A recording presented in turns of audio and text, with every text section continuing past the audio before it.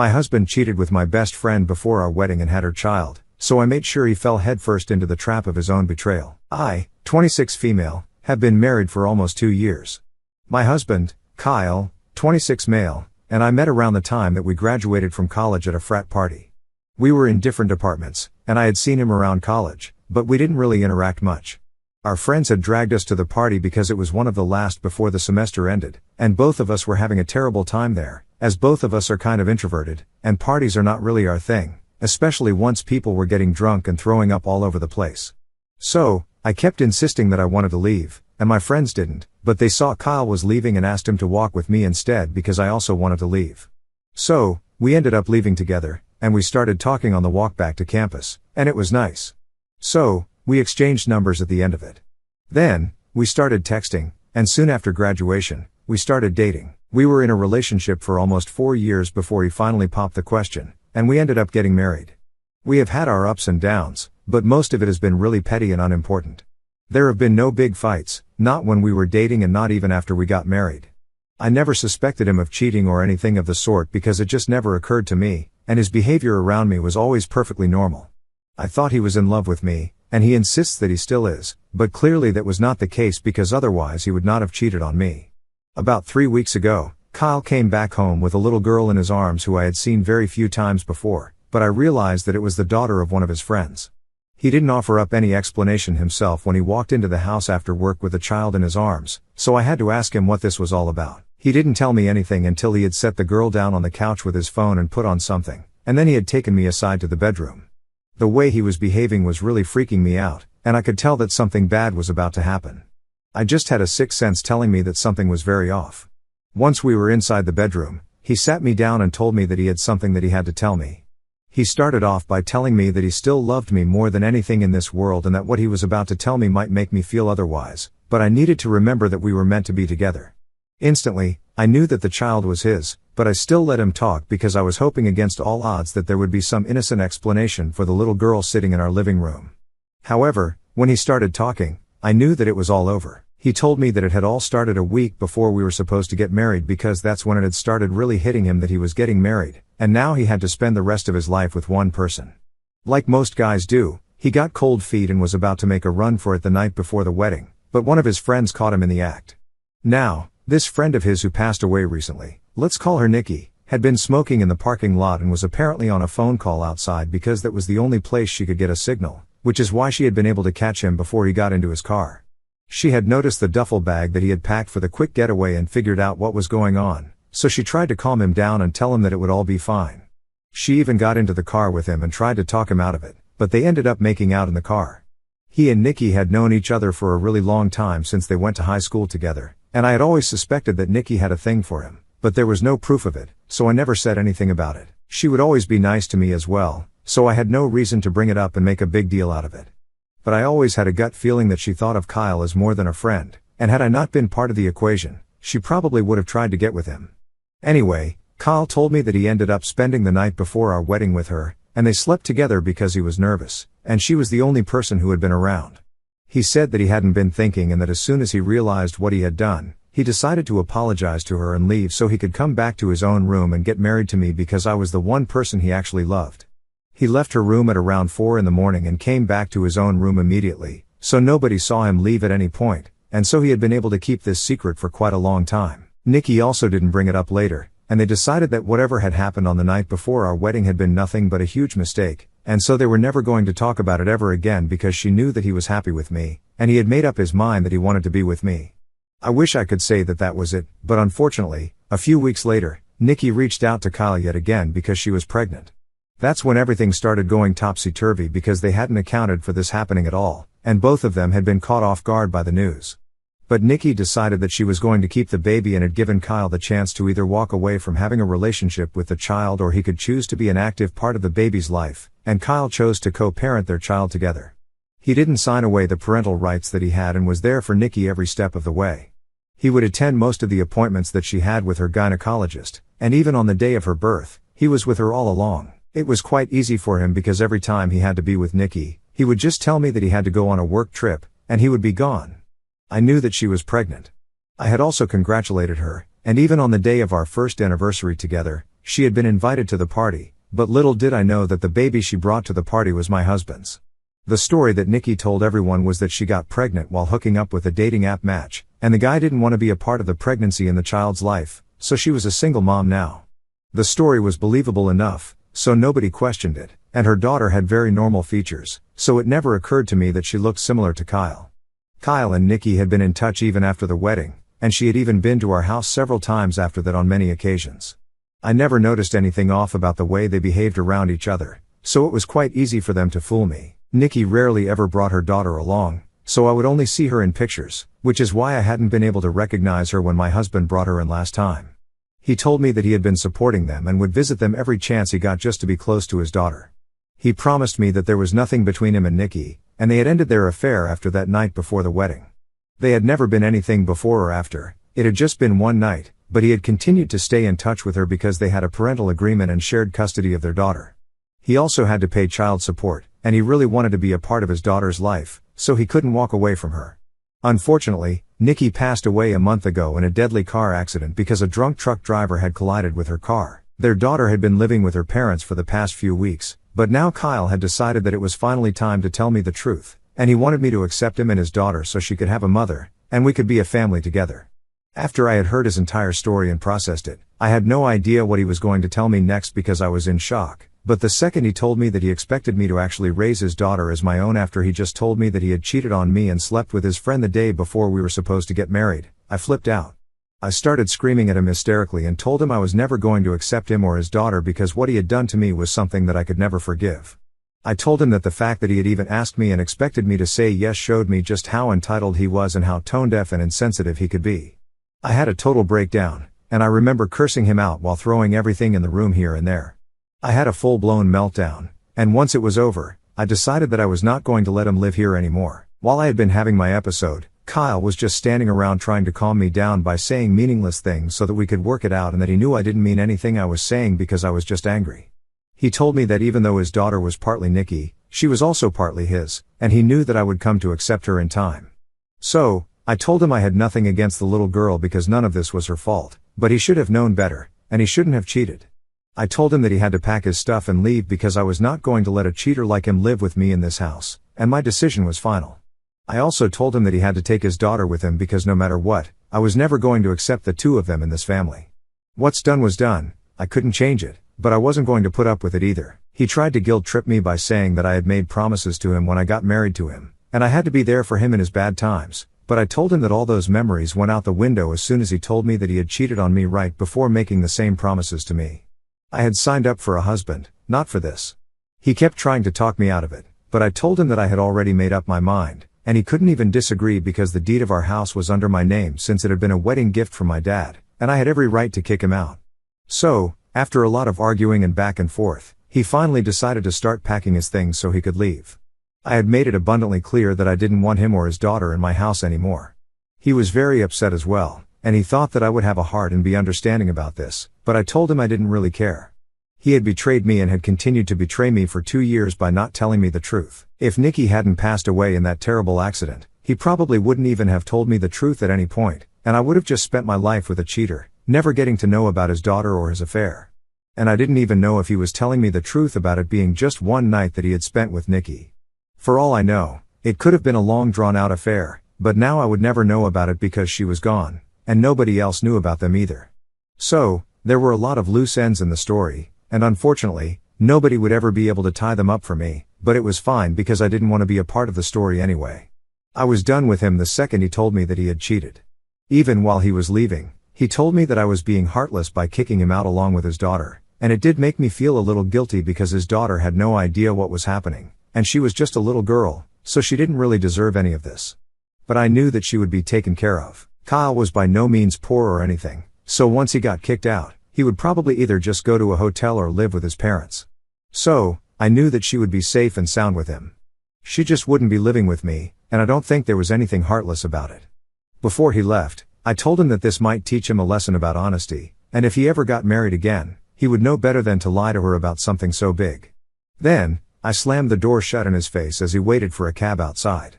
Once I had made sure that he had left, I finally allowed myself to actually cry, and I think I sobbed for hours that day. I also called my parents after he left and told them everything, and they told me I could come and live with them, or they could come and live with me just so I would have company, and I wouldn't have to go through this all on my own. So, they have been living with me for the past few days. It's been almost 2 weeks, and I still haven't filed for divorce yet because I don't have the courage to do it, but Kyle is trying to get me back. He has been texting me almost every day to apologize to me for everything, and he insists that I don't let this minor hiccup in our marriage ruin what we have. I don't understand how he can refer to this as a minor hiccup because as far as I'm concerned, he lied to me for years, and it was not really a small lie, it was a pretty big one, and it shook up the literal foundations of our marriage, and I don't think anybody in my place would treat this as something minor or petty like he's trying to convince me. He's trying to downplay the impact of what has happened so I don't leave him. I can understand that, but what his parents are trying to do is worse because they are trying to vilify me just because I stood up for myself and refused to let Kyle stay with me after he told me that he had had an affair with Nikki. They sent me a long email a couple of days ago, and they had a lot to say about all of this. Of course, there was the usual calling me selfish and cold-hearted and whatnot. They also said that since Nikki was no longer in this world, there was no reason for me to be so upset about it because it wasn't as if they would rekindle the affair at any cost, so I had no reason to feel so insecure and go to such lengths. And moreover, since she was dead, it was all the more reason for me to adopt her daughter and live as a family. It was the right thing to do. Long story short, they went all out in their email to make me the bad guy and called me the villain because of the way I was acting, and I seriously don't understand how I am in the wrong here. For a really long time, I have done everything that a good wife would and tried my best to be a good partner to Kyle, but this is something I cannot accept or forgive. Knowing that he cheated on me with someone who visited us several times after that, knowing that she had been under my roof and we had so many conversations, it makes my skin crawl. The disrespect is astounding, and yet he expected me to accept him and his daughter. The most I can do is feel bad for him, but I cannot let my pride go and adopt his daughter at the same time. That email has made me rethink a lot of things. I can't really deal with the fact that my in-laws are calling me the villain over something like this. They have always been nice to me, even while I was dating Kyle, and as far as I know, they were not aware of the fact that they had a granddaughter, so it was a surprise to them as well. They mentioned in the email as well that if they could accept it, then I shouldn't have any problems doing the same. It's not really the same thing though since I was cheated on, so I don't know what they're going on about. But anyway, coming back to the issue at hand, I just want to keep my conscience clear, and I can't talk to my friends about this, not yet anyway. So, Ida for kicking my husband out of the house after he brought home his secret daughter because his affair partner passed away?